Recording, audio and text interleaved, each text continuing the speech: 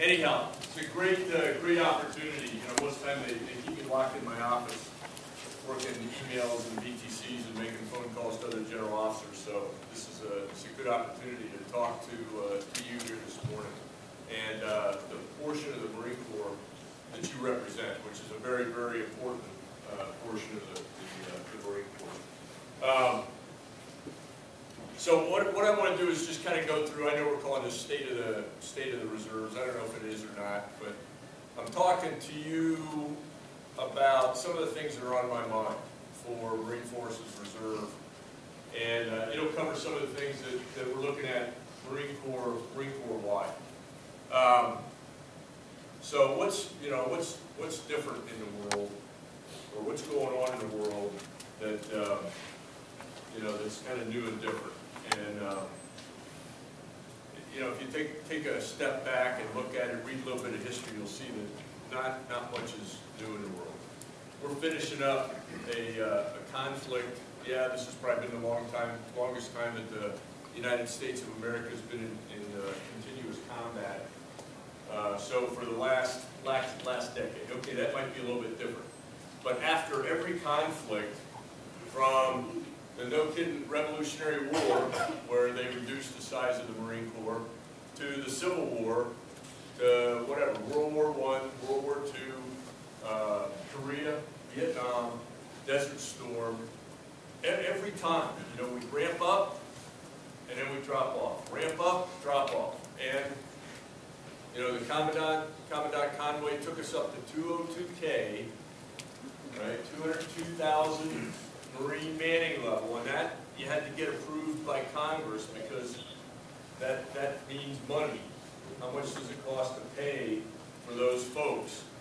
So he got permission to do that, so we have a 1 to 2 dwell, okay, kind of generally across the force. Those folks in low density, high demand MOSs know that they were probably on a quicker rotation. But anyhow, that was kind of, since we didn't go to Afghanistan and stay, since we didn't go or had units go to Iraq and stay until the conflict was over, we rotated units through.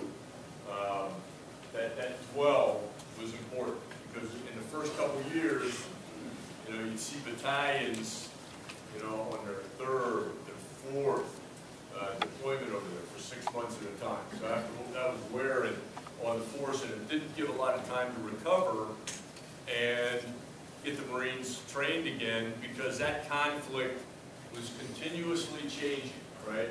For those that have been, how many folks have been deployed more than once? Okay, so from those of us that were there for the invasion of Iraq, which was big time, armor mech, combined arms. I mean, I read a lot of German Panzer Rommel movement stuff for the invasion of Iraq, and then it changed to counterinsurgency, right? And then that counterinsurgency changed internally. And then you get into the nation building and all that stuff. So that depending on how many deployments you made, you'd go back, whatever, a year and a half, 2 years later, and it was a different war. Absolutely a different war. And now here we are in Iraq. By the end of the month, everybody's going to be out. And in Afghanistan, we've got goals. The president has goals set that we're looking at. So already that ramp, we're not even at 2014, right? When we're supposed to be coming out of Afghanistan, and we're already looking at bringing the force down, right? We're at 202K now, but over the next year or so, we're going to start bringing it down. Nothing new in the world, all right? The fiscal challenges that our nation is facing somewhat appear to be new in the world. Now, we've had challenges in the past, but our national debt is getting to the point where it's pretty challenging. All right, so what's that mean to you? Well, I'm not sure. We'll just have to see what happens in the future. But the one thing I will tell you, of all the places I could think of you being, right now, with the economic challenges that are going on in the United States, you're probably at the best place you can be, right? In the United States Marine Corps, effectively employed, right, doing your job, and being a Marine. So I can't think of any other thing where you'd probably be more secure. Doctor, lawyer, candlestick maker, whatever. Okay, I think we're where we are all right now. And if you decide to stay, you know, obviously I've bought into the program. I mean, I can't believe it. There's people out there that would call me a lifer. Can you believe that? So anyhow, I'll probably actually make it a career. But what I want to do is talk a little bit about just kind of what's on my mind. And I'm just going to rip through some slides.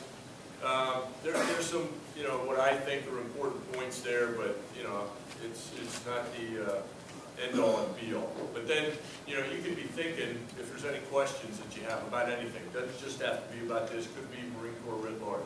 But I'm going to talk a while. Sergeant Major's going to talk a while. Command Master Chief's going to talk a while. We'll probably, you know, end up at about, you know, 25 till, 20 till.